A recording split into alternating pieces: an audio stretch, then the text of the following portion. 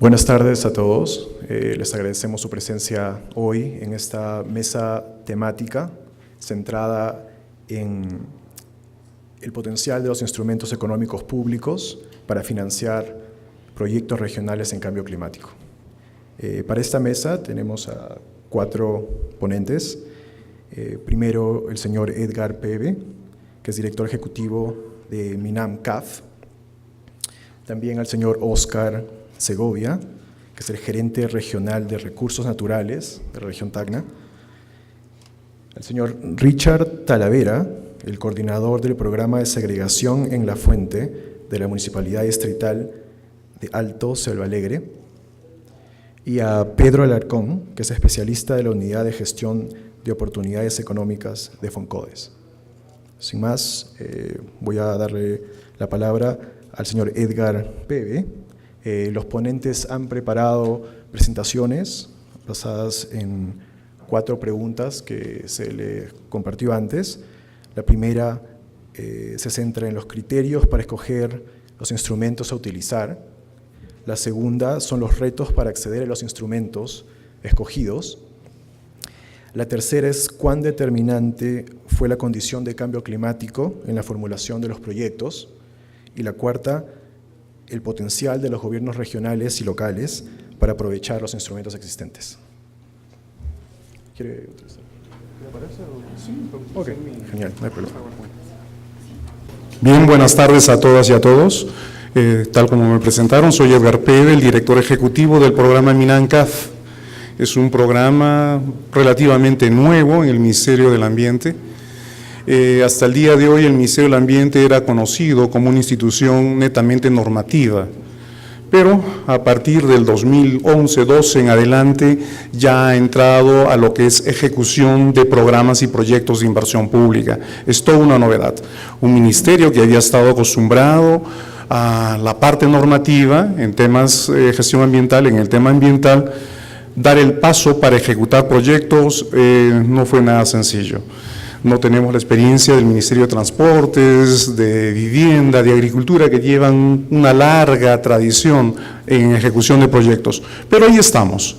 Lo que voy a hacer el día de hoy es efectivamente, tal como lo anunció nuestro conductor, voy a tratar de responder las 4 preguntas centrales que nos han puesto en este bloque desde la perspectiva de la experiencia de este programa en MINAM-CAF.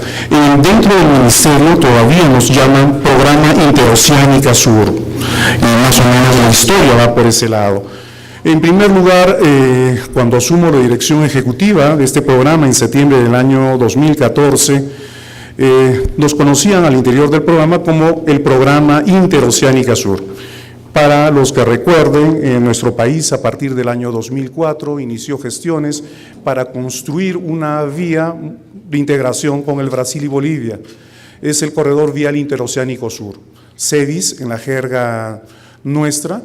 Y también, al igual que en el sur, también se previó la construcción de un corredor vial en el norte, el CEVIS 1, el corredor vial interoceánico, ¿no?, que sale del puerto de Talara, ¿no?, recorre Piura, entra a Cajamarca, llega hasta Sarameriza y de ahí termina el tramo terrestre y empieza el tramo fluvial.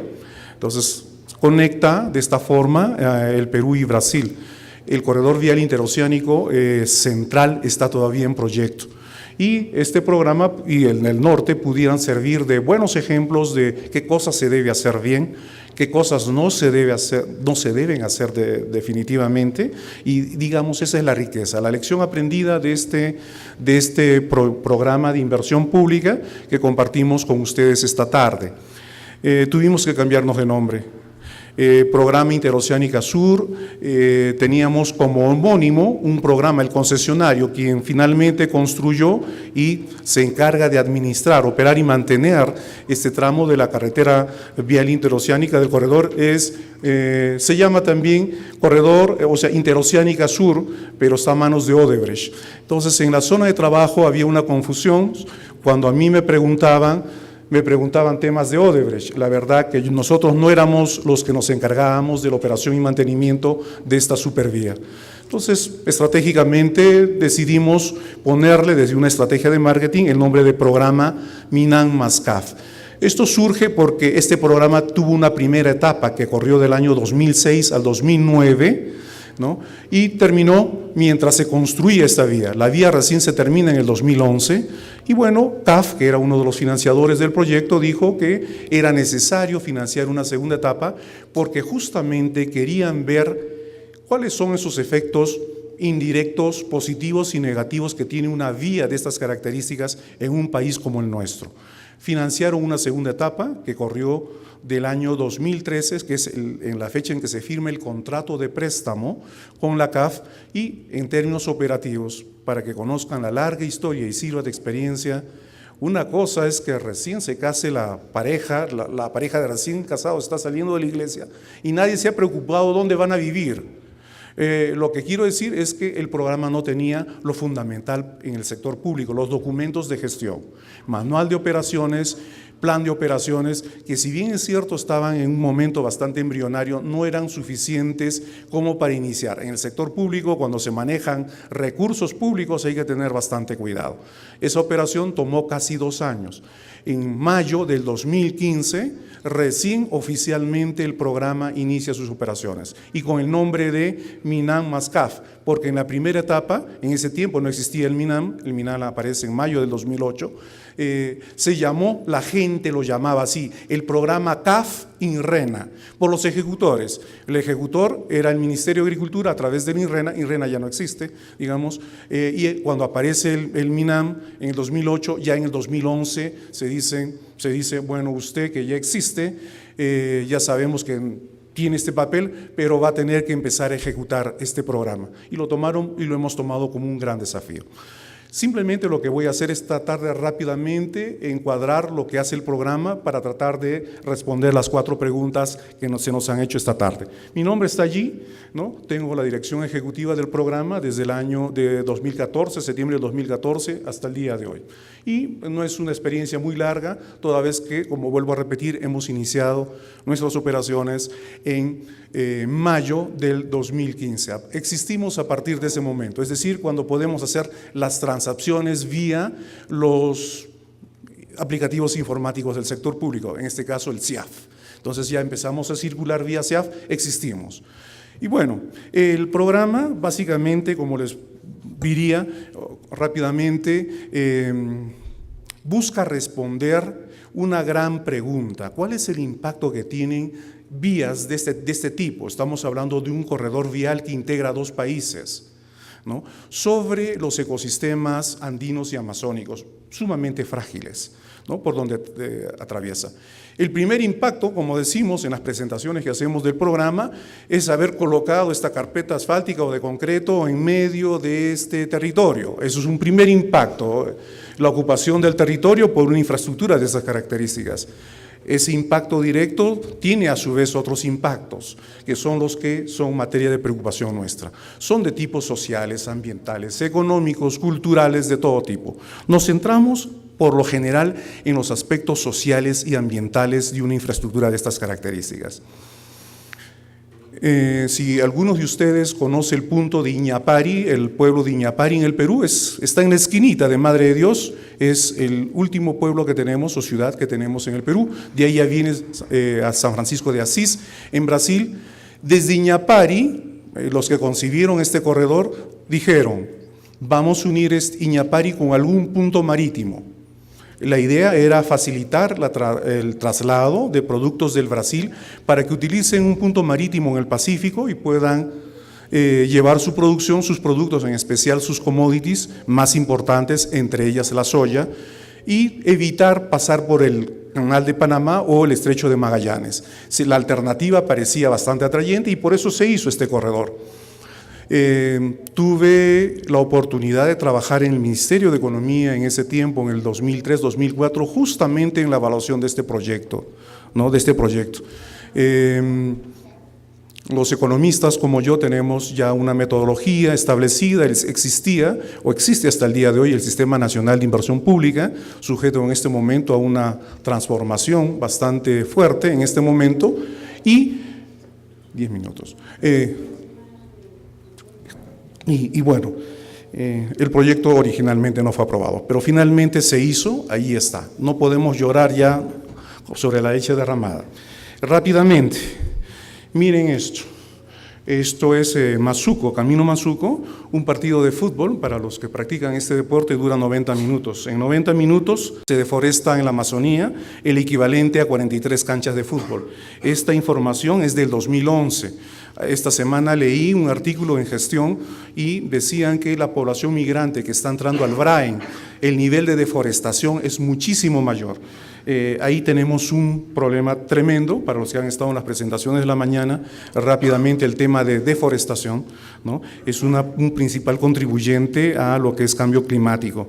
Miren este deporte que existe todavía en algunas partes de nuestra Amazonía, y esto no es población, digamos, nativa que está abriendo una nueva chacra, ¿no? Simplemente están ampliando la frontera agrícola para poner determinados cultivos.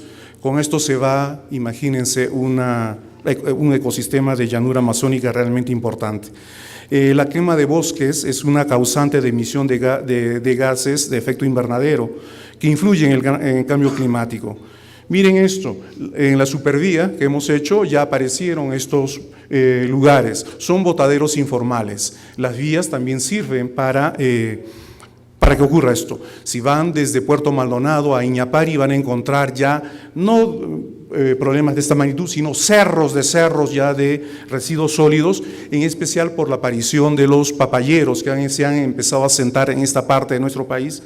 Y bueno, la propia descomposición orgánica de estos residuos sólidos y la quema de ellos genera metano, que es 21 veces, le ponemos poderoso, sino más peligroso que el propio dióxido de carbono, CO2. Miren, ese es el nevado Ausangate, para los que son de Cusco, es un apu. El deshielo, miren, la desaparición de la cobertura de nieve, de hielo, ha desaparecido. Los glaciares de la parte antandina han retrocedido 22% en los últimos 25 años. ¿A qué equivale esto? Al consumo de 10 años de agua de las poblaciones altoandinas. Y bueno, aquí tenemos al río Tunquimayo, esto es en Camanti, en Cusco, ¿no? La conclusión de estas fotografías tiene que ver con el papel importante que tienen los bosques y en las lluvias locales, ¿no? El proceso de evapotranspiración, cuando hay deforestación masiva ya no se corta este ciclo. Entonces esto contribuye a las condiciones climáticas, ¿no? A los efectos negativos que tienen estos efectos en la Amazonía, en llanura amazónica. Esto existe, aquí no hay nada de Photoshop. Este es el famoso Cerro Vinicunca en Cusco, entre Cusipate y Pitumarca en Cusco, merecedor a un proyecto de inversión pública financiado por el programa. Básicamente, el mensaje del programa MINAM es el siguiente: el MINAM sí le ha entrado fuerte, tal como lo dijo la señora ministra esta mañana. El tema de competitividad, sí, de frente, vamos a entrar. Nosotros no partimos de esa visión parquista que aún subsiste en algunos sectores del sector público, donde ven la Amazonía como un lugar donde no hay que entrar ni tocar nada. Postulamos el concepto de conservación productiva, ¿no? Postulamos el concepto de hay que preparar a la gente, a los funcionarios públicos locales en los procesos de gestión ambiental. En la mañana también se decía en el panel de competitividad, necesitamos funcionarios que sepan redactar buenos proyectos de inversión. Porque al final del día, en los instrumentos económicos, si queremos hablar de fondos nacionales, queremos hablar de canje de deuda, que son los instrumentos más importantes, queremos hablar de garantías, de préstamos, como es el caso del programa MINANCAF, necesitamos gente. Es como salir a jugar esta noche si Melgar tuviera que salir a jugar con el Barcelona. La verdad que me reservo el resultado, pero se trata de capacidades y fundamentalmente el programa apuesta por eso. De allí que también financiemos proyectos de inversión pública, pero ambientales, de 5 tipos, de una larga data, de una larga colección o de tipos de proyectos de inversión pública. Proyectos del tipo, por ejemplo, belleza escénica, no han sido trabajados aún en su verdadera magnitud. Es todo un desafío para el programa diseñar proyectos de inversión pública que tengan que ver con belleza escénica, principalmente. Y rápidamente alguien dijo, creo que Alberto Suárez, creo que es nuestro moderador, dijo algo muy importante y con lo cual compartimos. ¿Qué cosa nos ha pasado? ¿Qué cosa debe pasar por la mente de la persona que entra a un bosque y lo devasta y deja el territorio, y lo deja minera para sacar unos cuantos gramos de oro, y la verdad, así como recibe el dinero, también se le va el dinero rápidamente. Tiene que haber una suerte, tenemos que recuperar esa conexión emotiva con la tierra. Yo creo que los millennials y la gente que viene detrás de ellos van a hacer ese cambio. Por eso es que nos interesa inclusive desarrollar proyectos de educación ambiental desde el jardín, desde los niñitos en Puerto Maldonado, en Cusco, en Puno, que son nuestros ámbitos de trabajo. Bueno, estamos financiando iniciativas, no le tenemos miedo al tema competitividad, innovadoras de gente organizada. Allí en una de mis bolsas, esas flores, por favor, Sandra, mi asistente, les va a mostrar 2 rosas. Cualquiera puede creer que son de Cusco o de Puno, pero no son ni siquiera de Arequipa. En realidad, esas rosas es un milagro de producir a más o menos casi 3.800 metros, 3.500 a 3.800 rosas que no tienen nada que envidiar, ya se han abierto por el tiempo que están acá, desde el lunes, pero la producción de rosas en invernadero, en comunidades campesinas de Quiquijana, en Cusco, es un milagro. Eso va a cambiar la forma de cómo se hacen las cosas. Ya basta con la papita que podían sacar o con el maíz que a duras penas podían lograr. Ahora se está cambiando Quiquijana con la producción de rosas orgánicas en invernadero. Esas son iniciativas, más de 40 iniciativas que financiamos. Fortalecemos las capacidades de los funcionarios públicos en gestión ambiental y ordenamiento territorial.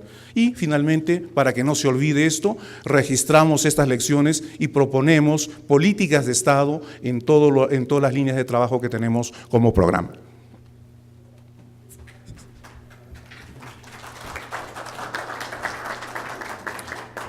Gracias, Edgar, por la ponencia. Voy a recordarles, todos tienen frente a ustedes papeles en los que pueden escribir preguntas. Va a haber gente recogiendo sus preguntas y vamos a tener la ronda de preguntas al final de las 4 ponencias. ¿Okay? La siguiente persona es Óscar Segovia. Invitamos para que dé su presentación.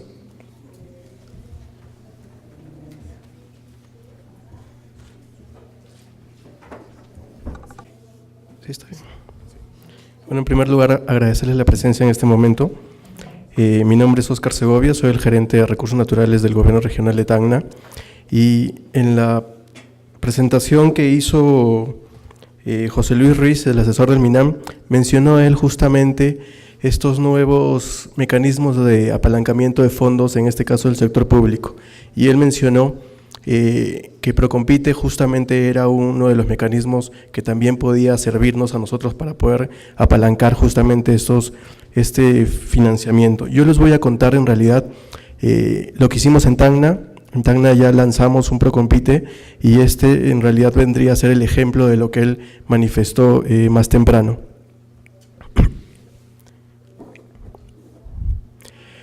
Mencionó también José Luis que ese Procompite, yo lo estoy también colocando aquí. En realidad hay una ley que nos permite a los gobiernos regionales y locales poder disponer del 10% de nuestro presupuesto, sobre todo para temas de inversiones, para poder implementar un fondo concursable como los que existe ahorita en una serie de mecanismos.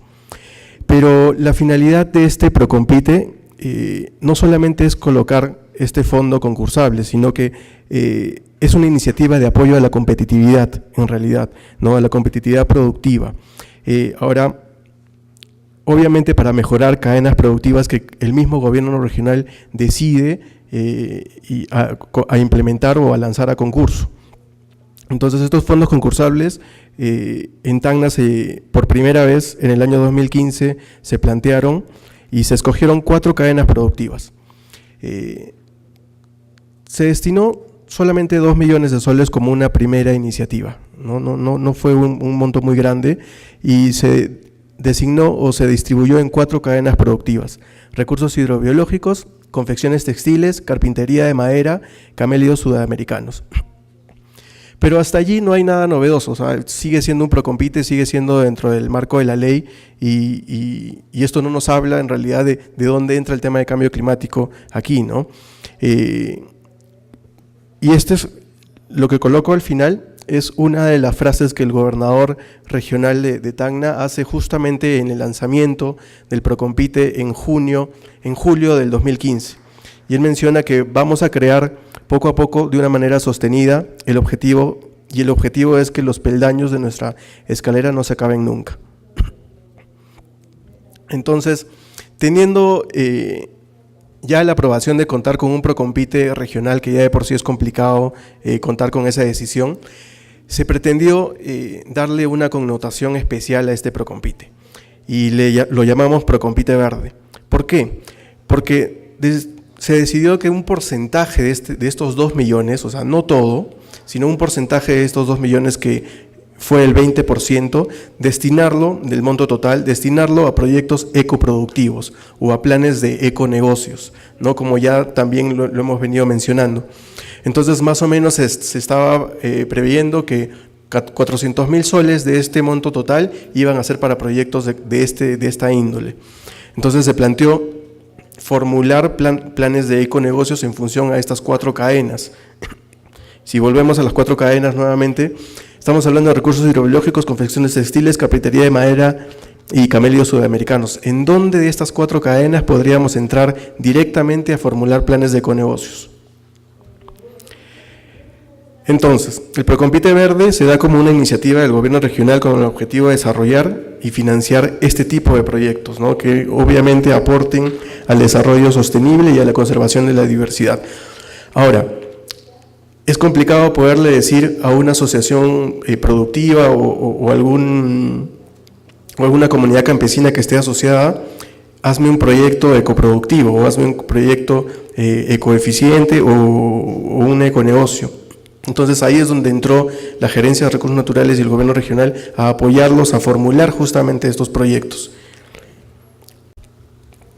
Entonces, luego ya tomada la decisión de hacer estos proyectos en el marco del Procompite, participamos de una reunión macrorregional en Lima, propiciada por el proyecto PRONAM, ¿no? De Profonampe, y allí tuvimos una reunión con los del MEF. Entonces se les propuso a los del MEF, podemos hacer esto en nuestra región, es algo que ustedes podrían tranquilamente validar, ¿no? O poder apoyar en un futuro. Y ellos manifestaron abiertamente que sí, inclusive se llegó a firmar un acta. Entonces esto es un hito importante, ¿no? Que justamente el MEF ya coloca ahí, ¿no? que está asumiendo estas iniciativas de diferentes regiones para asegurar fondos del Procompite bajo esta connotación ambiental o verde. Bueno, parte de la noticia, entonces comienza a salir que Tacna asegura fondos para el Plan de Conservación y Desarrollo Sostenible. Otras noticias que circulaban por ahí, que nos hacían, en realidad, todavía no habíamos empezado a generar, a entrar de lleno al Procompite, pero ya teníamos el reto grande de justamente manejar una convocatoria a este nivel. ¿Qué se hizo? Como primer paso, para darle la connotación de verde, es que se construyó criterios de evaluación, los criterios de evaluación y calificación en las bases de ese Procompite. Ahí son solamente 3 ejemplos en función a las bases, por ejemplo, calidad, estrategia y experiencia. Se colocó que la estrategia empleada se respalda en 3 o más experiencias exitosas, de las cuales al menos una haya generado una recuperación y conservación de ecosistemas. Y así, como ustedes pueden ver, construimos bases y criterios que tenían una puntuación especial a proyectos que se presentaban en función a considerar la variable ambiental. Y ahí está Tacna. Bueno, lo que vemos de verde es el potencial de hídrico que tiene ese mapa. Son todas las actividades que se dan en nuestra zona altoandina, y uno de los criterios que escogimos y que le dimos más puntuación y que para nosotros era importante trabajar es que no solamente los proyectos se den en la zona altoandina, donde tenemos todas esas actividades, ¿no? y son parte de las cadenas productivas que se habían priorizado en su momento, y es que están y calzan justo con el área de conservación regional. En Tacna tenemos un área de conservación regional, es la única área natural protegida, y eso fue uno de los criterios que se colocó también en las bases de este Procompite.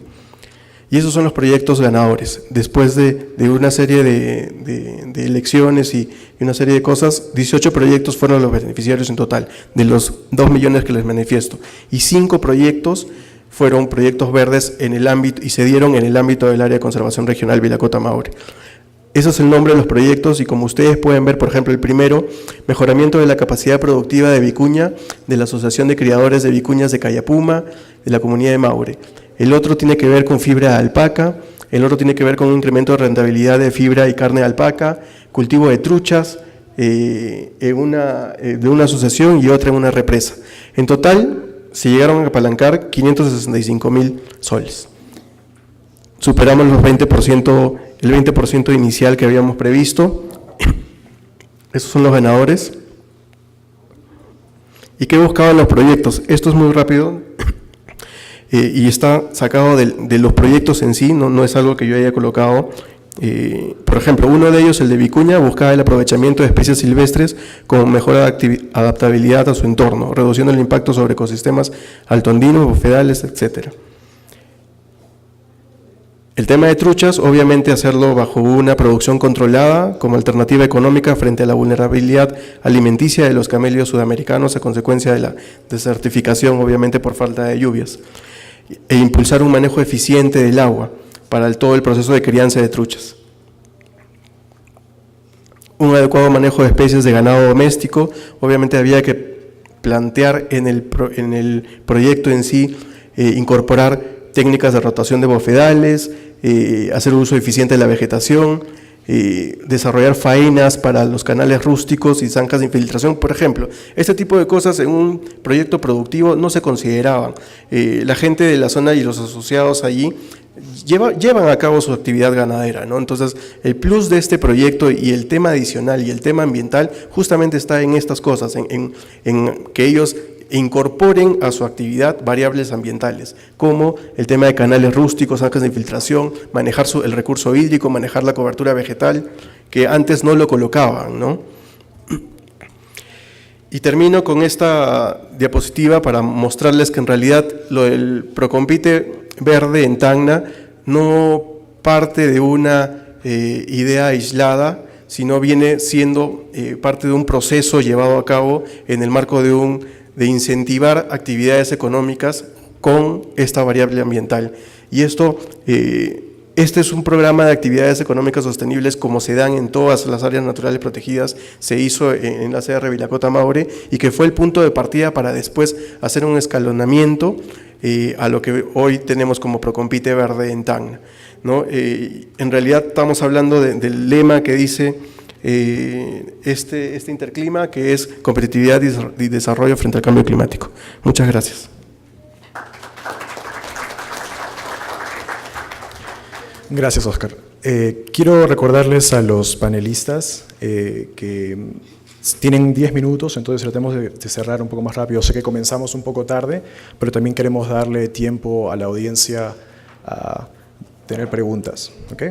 Entonces, la siguiente persona es Richard Talavera, que es coordinador del programa de segregación en La Fuente de la Municipalidad Distrital de Alto Selva Alegre.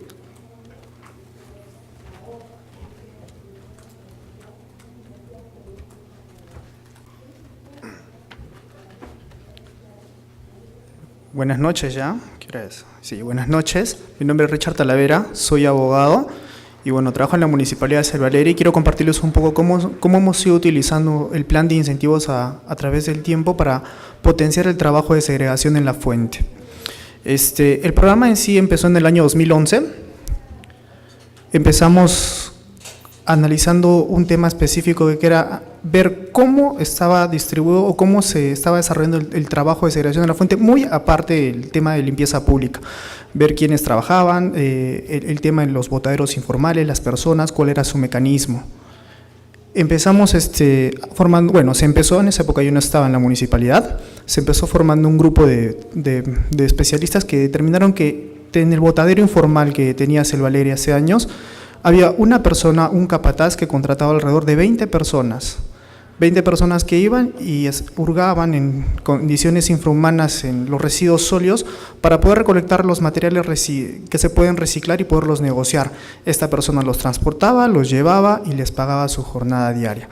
No tenían implementos de seguridad, no conocían bien lo que eran los peligros de manejar los residuos sólidos y bueno, se enfrentaban a varias enfermedades que estaban totalmente expuestos. Como les comentaba, se pudo localizar, pueden apreciar la imagen. Lo primero que se hizo fue identificar a esta persona que contrataba, se les invitó a estas personas a formar mesas de diálogo, a invitarlos para que puedan participar dentro de estas. Lo que se buscaba era saber cuáles eran sus necesidades en sí. Uno, obviamente, el tema era la parte económica, pero que además de la necesidad económica les justificaba o los motivaba para trabajar en esas condiciones. Se determinó uno que era la carencia de estudios, lo complicado que es acceder a un trabajo, y este trabajo, por decirlo así, les ofrecía la facilidad de que en un punto exacto recolectar el suficiente material porque tenían todo a disposición y poderlo negociar en ese mismo día. Ellos ganaban alrededor de cada uno 80, 60 soles diarios por alrededor de 8 horas de trabajo en esas condiciones y eso les servía para poder sobrevivir. Era un poco complicado poder empezar este programa. Se les invitó a estas 20 personas y solo asistieron alrededor de 6 u 8 personas a las mesas de diálogo. Se comenzó a tratar, a ver además de si es que se les podía motivar por la parte de capacitación, ver cómo poder cambiarles la idea. El trabajo de segregación de la fuente, como muchos saben, las personas que están acá sentadas, es bien complicado porque involucra varios factores. Los vecinos, que es prácticamente la persona que tiene en sí los residuos para poderlos disponer, el tema del tema de barrio de calles, la decisión política en sí para apoyar, porque no es un programa fácil.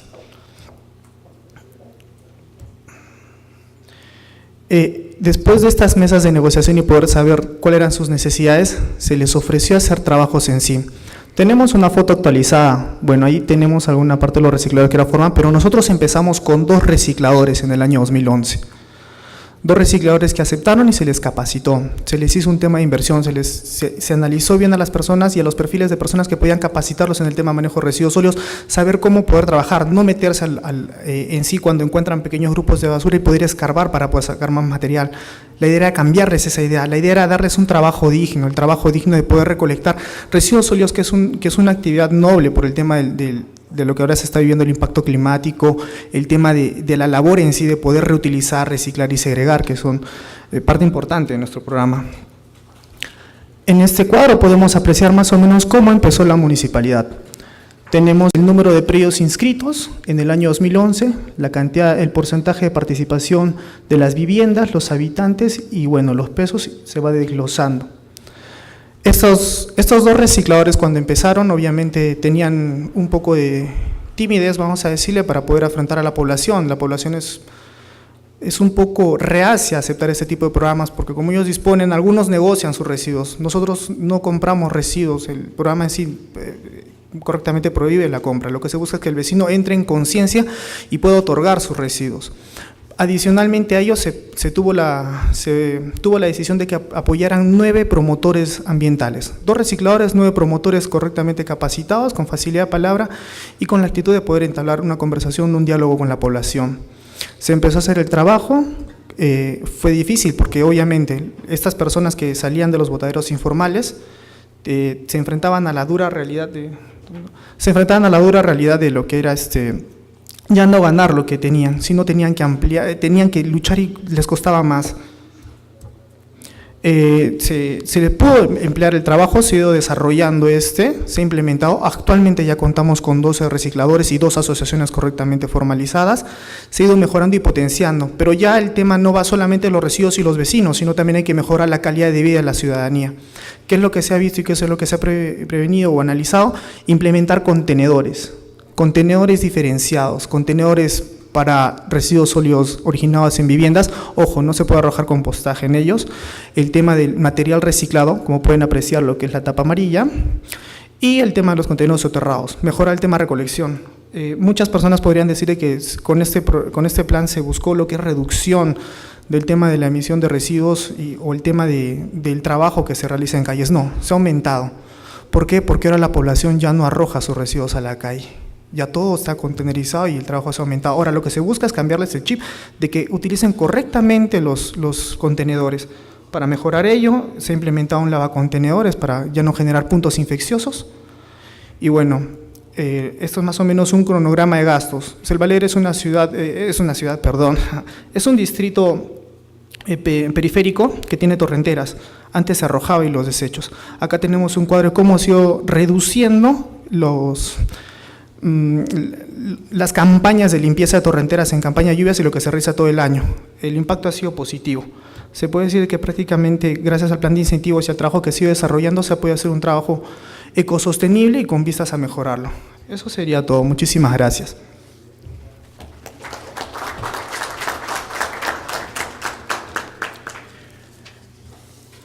Y ahora Pedro Alarcón, que es el especialista de la Unidad de Gestión de Oportunidades Económicas de FONCODES.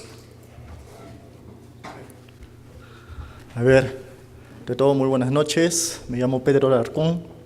Soy el coordinador de enlace entre FONCODES y el Programa de Adaptación al Cambio Climático en el marco del proyecto Hakuwiña y Noa Hayatay. Me han dado 8 minutos, voy a pasar un poco rápido, pero me gustaría explicarles en sí lo que es este proyecto. Es un proyecto bien interesante que demora 3 años en territorios de economía de subsistencia. Y bueno, el título que le he colocado es Hakuwiña, una experiencia de inclusión económica, incorporando criterios de adaptación al cambio climático. ¿Dónde nos ubicamos? FONCODES está dentro de los programas sociales del Ministerio de Desarrollo e Inclusión Social y su política dentro de los programas de desarrollo es la inclusión económica. Entonces, FONCODES va a promover proyectos de desarrollo económico y de inclusión de las familias en extrema pobreza y pobreza, ¿no? Bueno, el proyecto en sí, el proyecto es un programa presupuestal orientado a la generación de oportunidades económicas en hogares rurales con economías de subsistencia y dedicados a la agricultura familiar. El objetivo es desarrollar capacidades productivas y emprendimientos en hogares rurales de extrema pobreza que le permita generar y diversificar sus ingresos y mejorar su acceso a la seguridad alimentaria. Es importante resaltar esto, dado que la agricultura familiar en el país representa el 99% de todos los agricultores. Entonces, el proyecto tiene bastante impacto dentro de los territorios. Actualmente estamos en 20 departamentos, en 121.000 hogares, y lo que brindamos fundamentalmente son activos, capacitación y asistencia técnica, en 4 componentes. Uno que es fortalecer los sistemas de producción familiar, la vivienda saludable, la promoción de negocios rurales inclusivos y el fomento de capacidades financieras.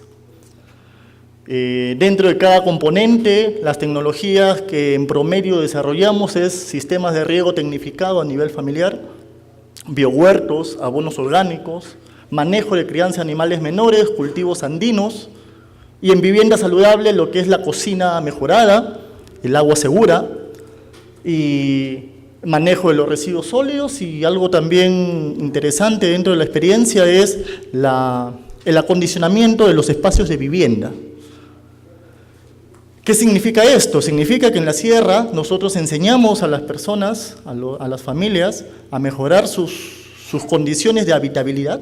Sacamos los animales fuera de la vivienda, los ponemos en sitios especializados, ¿no? Separamos la relación padres-hijos dentro de los cuartos, es bien interesante. La promoción de los negocios rurales se refiere a algo parecido a lo que se explicó acá, que el Procompite, pero en chiquito. Son asociaciones que tienen una idea de negocio y entre 5 y 6 familias se asocian para competir por un promedio de 7.500 nuevos soles. No se les exige registros, los registros y las actividades que se les exigen en el Procompite, ¿no? Fundamentalmente son públicas, ahí entra lo que se dijo en la plenaria, los comités de asignación de recursos locales. Bueno, y el fomento de capacidades financieras es que les enseñamos a ahorrar. Esta experiencia maneja 3, 4 enfoques y me parece que son los enfoques que han dado éxito al proyecto. Un enfoque es el enfoque de demanda. ¿Qué quiere decir el enfoque de demanda? Quiere decir que el propio usuario, la propia familia, identifica qué necesidades de tecnología quiere trabajar. Nosotros no venimos y le imponemos que desarrolle tal tecnología o que desarrolle tal práctica. Ellos eligen y, por tanto, a la hora que eligen, se sienten motivados para desarrollar la práctica. El otro enfoque es el enfoque agroecológico, que es el que nos involucra en esta temática, ¿no? Cómo nosotros desarrollamos tecnologías de bajo costo, flexibles, que permitan a la vez manejar un enfoque de protección medioambiental y que obviamente eso repercute directamente en las familias, dado que el clima o las variaciones del clima van a impactar fundamentalmente en el rendimiento y en los ingresos de las familias rurales. Entonces, el tema medioambiental dentro de la agricultura, considerando que el 99% son agricultores de subsistencia, entonces es bastante significativo. El tema de género y el tema de interculturalidad. Bueno, en el tema de género consideramos eliminar las disparidades entre hombres y mujeres, y en el tema intercultural es el tema de recoger los saberes locales. ¿Qué quiere decir recoger los saberes locales? Nosotros no venimos con una concepción de ingenieros a enseñarles a las familias a cómo producir mejor, sino que recogemos los expertos, los mejores campesinos del territorio, los capacitamos y a través de ellos promovemos lo que son las tecnologías productivas. Entonces se desarrolla capacidades en el propio idioma, con la misma cultura, con las costumbres, y eso es algo innovador dentro del Estado, ¿no? De la política social peruana. Voy a centrarme en lo que es el núcleo ejecutor dentro del proyecto Jacuhuiño.